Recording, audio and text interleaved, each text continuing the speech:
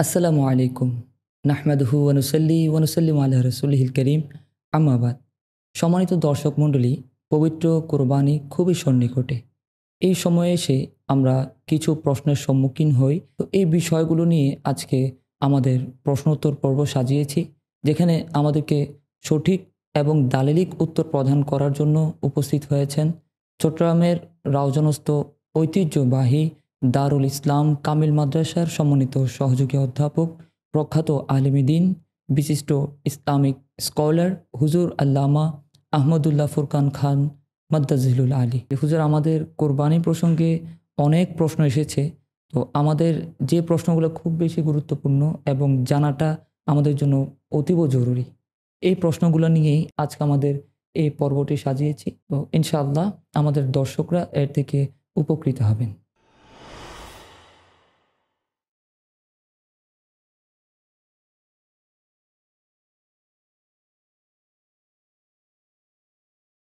মুহতারাম, প্রথম প্রশ্নটি হচ্ছে, কোরবানির পশু স্কেলে মেপে ক্রয় করা যাবে কিনা?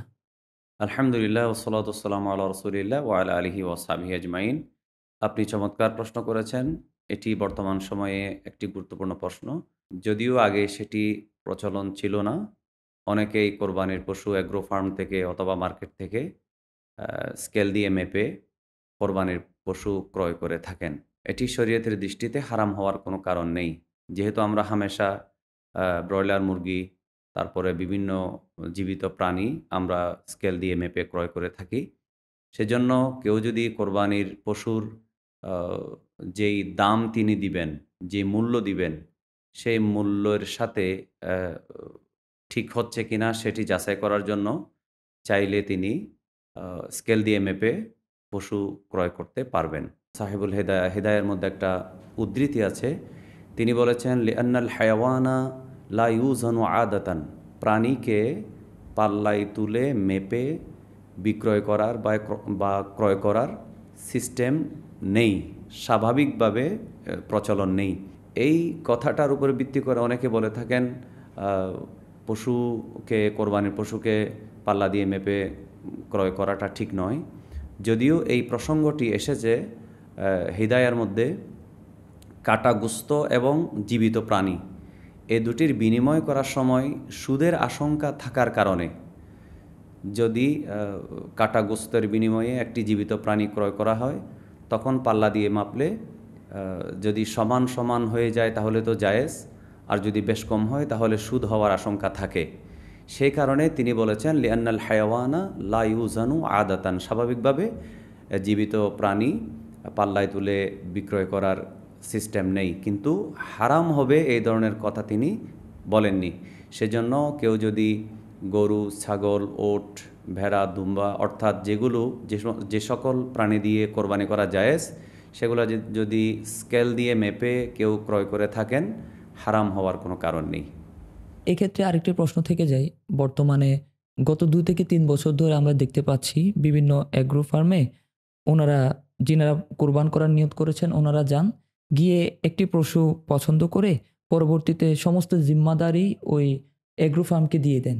কোরবানি পর্যন্ত যা, যা করা দরকার আপনারা করবেন। কোরবানির পশুটুকু জবাই পর্যন্ত আপনারা করবেন। আমাদেরকে শুধু গোশতগুলা পাঠিয়ে দিলে চলবে। এই বিষয়টুকু কি ইসলামী শরিয়া সমর্থন করে কিনা? কিংবা এইভাবে একজনকে জিম্মাদারি দিয়ে দেওয়া এবং কোনো দায়িত্ব নিজের কাছে না রাখা, এটা কতটুকু সুন্দর বলে আপনি মনে করছেন?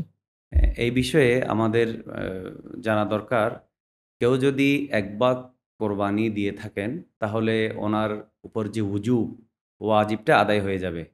ইনি নিজে জবে করলেও আদায় হয়ে যাবে, অন্য কেউ যদি ওনার পক্ষ থেকে কোরবানির পশু জবে করে থাকেন, তাহলে ওনার কোরবানিটা আদায় হয়ে যাবে। কিন্তু রসুল করিম সাল্লাল্লাহু আলাইহি ওয়াসাল্লাম পশু ক্রয় করে বাড়িতে এনেছেন, এরপরে সেটাকে খাবার খাইয়েছেন। বিসমিল্লাহি আল্লাহু আকবার বলে নিজের হাতে জবে করেছেন। এই কাজটা তরক করার কারণে এগ্রো ফার্মে আমি টাকা দিলাম, তারাই জবে করবে। এখানে অনেক প্রশ্ন থেকে যায়। এখানে হয়তো আরও ৮-১০ জন লোকে ওদেরকে টাকা দিয়েছে। তো তারা জবে করার সময় যিনি যেই পশুটা ক্রয় করেছেন, তার নামে যে অংশগুলো যার নামে করা দরকার তাদের নাম ঠিকমতো নিচ্ছে কিনা? সেই প্রশ্ন থেকে যায়। অথবা তারা ভুলে কোনো বিসমিল্লাহি আল্লাহু আকবার বাদ দিচ্ছে কিনা, অথবা জবে করার পূর্বে রসুল করিম সাল্লাল্লাহু আলাইহি ওয়াসাল্লাম যেভাবে বলেছেন, আন মুহাম্মাদিন সাল্লাল্লাহু আলাইহি ওয়াসাল্লাম নিজের নাম বলেছেন, আমার পক্ষ থেকে ওয়া আহলে বাইতিহি, অথবা আন মুহাম্মাদিন ওয়া উম্মাতিহি, মুহাম্মদ সাল্লাল্লাহু আলাইহি ওয়াসাল্লাম এবং তার উম্মতের পক্ষ থেকে, এই ধরনের যে রসুল করিম সাল্লাল্লাহু আলাইহি ওয়াসাল্লামের সুন্নাহ, নিজের নাম, নিজের পরিবার, উম্মতের নাম উল্লেখ করে তারপরে বিসমিল্লাহি আল্লাহু আকবার বলে জবে করা, এটি রসুল করিম সাল্লাল্লাহু আলাইহি ওয়াসাল্লামের সুন্নাহ। এই সুন্নাহটা অবশ্যই বাদ পড়ে যাবে। তারপরে নিজে জবে করার যে সুন্নাহ, সেই সুন্নাহটা বাদ পড়ে যাবে। সে কারণে আর আবার অন্যদিকে দেখা যাচ্ছে, যদি অ্যাগ্রো ফার্মে ওরা জবে করে, জবে করার পরে গোশত ওরা পাঠিয়ে দিল। এটা বাহ্যিকভাবে দেখতে মনে হচ্ছে আমি গোশত কিনেছি। সেখানে আবেগ, ত্যাগ, কোরবানির বিষয়টা একটু কম থাকে। সে কারণে অ্যাগ্রো ফার্মে টাকা দিয়ে, অর্ডার দিয়ে তাদের দ্বারা কোরবানি করানো আ উচিত নয় বলেই মনে হয়। মুহতারাম, আমাদের দ্বিতীয় প্রশ্নটি হচ্ছে, গরুর বয়স সম্পর্কে যদি বিক্রেতা মিথ্যা কথা বলে, মিথ্যা তথ্য দেয়, কিংবা গরুর বয়স লুকিয়ে মিথ্যা একটা কথা বয়স বানিয়ে বলে ফেলে, এক্ষেত্রে ওই পশু দ্বারা কোরবানি করা জায়েজ হবে কিনা? নবী করিম সাল্লাল্লাহু আলাইহি ওয়াসাল্লাম ইরশাদ করেছেন, লা তাযবাহু ইল্লা মুসিন্নাতান ইল্লা আন ইয়াসুরা আলাইকুম। রাসূল করিম সাল্লাল্লাহু আলাইহি ওয়াসাল্লাম বলেছেন, তোমরা মুসিন্না ছাড়া আ কোরবানির পশু জবে করবে না। ইল্লা আন ইয়াসুরা আলাইকুম, যদি তোমাদের জন্য মুসিন্না অর্থাৎ ওট ৫ বছরে যদি না পাও, গরু আর মহিষ যদি ২ বছর বয়সী না পাও, তাহলে তোমরা, আর যদি ছাগল ১ বছর বয়সী পাওয়া না যায়, তাহলে আ ভেড়া ৬ মাসের বেড়া দিয়ে যদি সেটি ১ বছরের সমপরিমাণ বড় হয়, তাহলে সেটি দিয়ে কোরবানি করা তোমাদের জন্য জায়েজ। রাসূল করিম সাল্লাল্লাহু আলাইহি ওয়াসাল্লাম যেহেতু স্পষ্ট ভাষায় বলেছেন, লা তাযবাহু ইল্লা মুসিন্নাতান। এই মুসিন্না আর সাহেবুল হেদায়া যে থানি শব্দটা বলেছে, এখানে থানি আর মুসিন্না এই দুটির অর্থ হচ্ছে একই।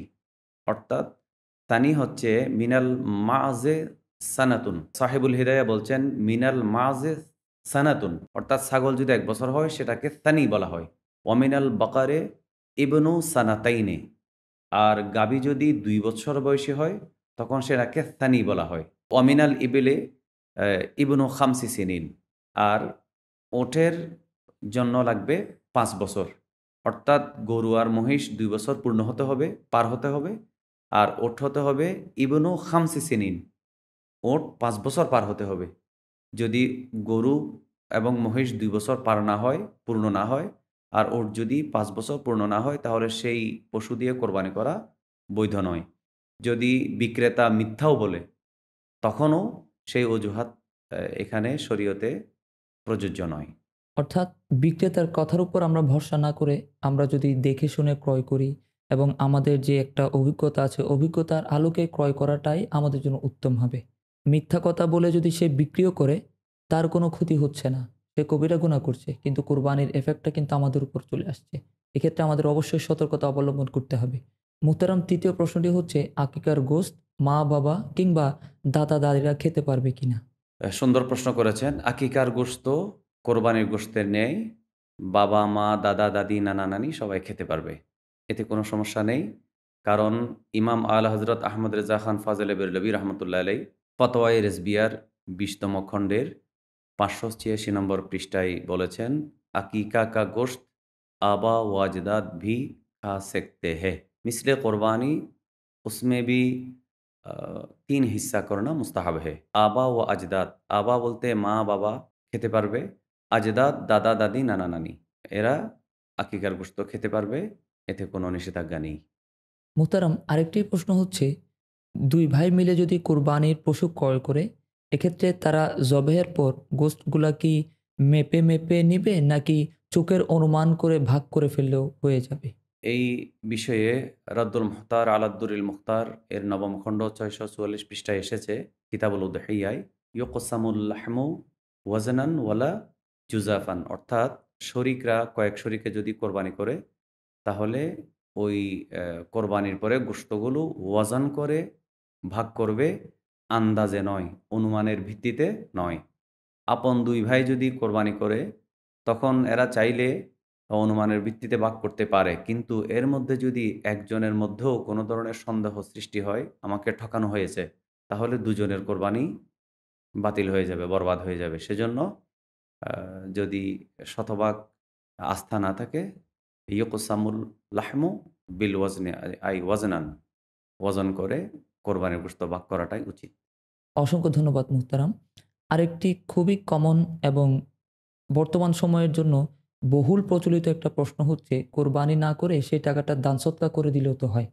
এক্ষেত্রে আমরা যদি কোরবানি না করে কোরবানির পশুর জন্য যেই টাকাটা বরাদ্দ আছে সেটি যদি অন্য কোনো খাতে দান করি, তাহলে কোরবানির সওয়াবটুকু পাওয়া যাবে কিনা? কোরবানি না করে কেউ যদি কোরবানির সমপরিমাণ টাকা অথবা এর চাইতে বেশি টাকা যদি কেউ সদকা করে গরিব মিসকিনকে, তার কোরবানির ওয়াজিব আদায় হবে না।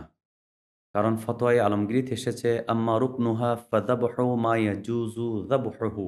কারণ কোরবানির উদহিয়ার রুকন হচ্ছে জবে করা, যা কোরবানিতে জবে করা জায়েজ।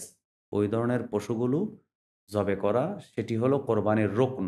ফিল উদহিয়া বিনিয়াতিল উদহিয়া, কোরবানির নিয়তে, কোরবানিতে, ফি আইয়ামিহা, কোরবানির দিনসমূহে ১০, ১১, ১২ জিলহজের এই ৩ দিনে কোরবানির নিয়তে, কোরবানির দিনগুলোতে কোরবানিকে জবে করাটাই হচ্ছে কোরবানির রোকন। আর রোকন বলা হয় লিআন্না রুকনা শাইই মা ইয়াকুমু বিহি যালিকা শাই। রুকন বলা হয় কোনো একটি বস্তু যেই ভিত্তির উপরে দাঁড়িয়ে থাকে।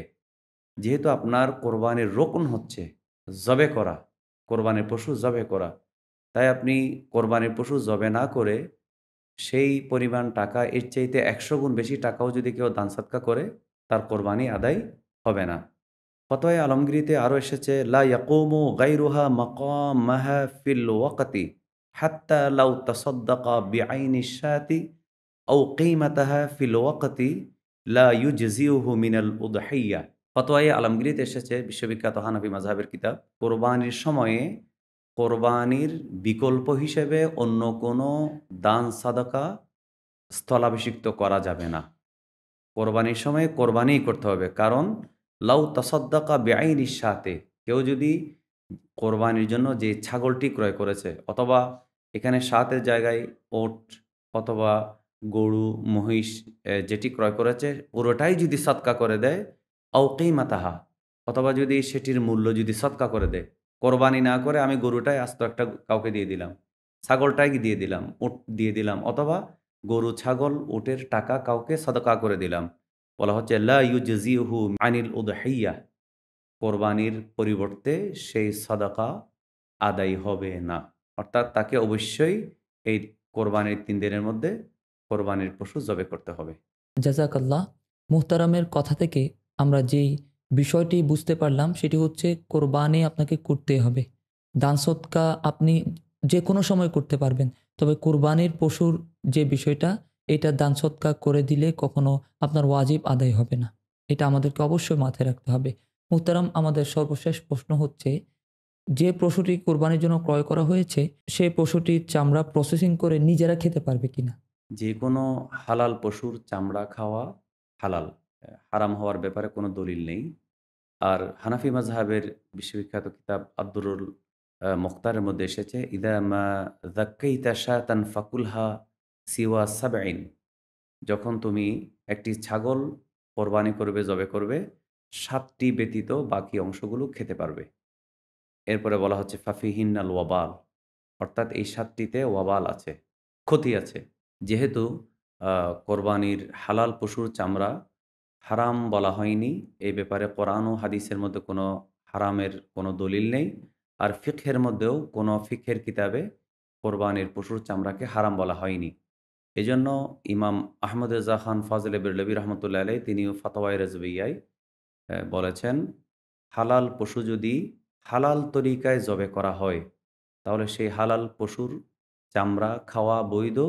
আমাদের দেশে যেহেতু গরু, মহিষের চামড়া খাওয়ার প্রচলন নেই, সেহেতু আমরা এই প্রচলনটা না করতে পারি। এটাই আমাদের জন্য এটাই উত্তম। আমাদের জন্য উত্তম। যেহেতু যদি আমরা এটা না খাই, এই চামড়াটি যদি বিক্রি করি, তাহলে সেটি গরিব মিসকিনের জন্য ভালো হয়। জি, অসংখ্য ধন্যবাদ মুহতারাম।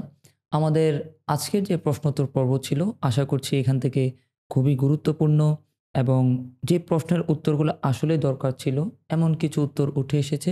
আমাদের দর্শকদেরকে ধন্যবাদ জানাচ্ছি আমাদের সাথে থাকার জন্য। পরবর্তী সময়ে ইনশাআল্লাহ এরকম প্রশ্নোত্তর পর্ব নিয়ে আমরা আবারও হাজির হব। ততক্ষণ পর্যন্ত মুসাফিরের সাথে থাকার অনুরোধ জানিয়ে এখানেই শেষ করছি। আসসালামু আলাইকুম ওয়া রাহমাতুল্লাহ।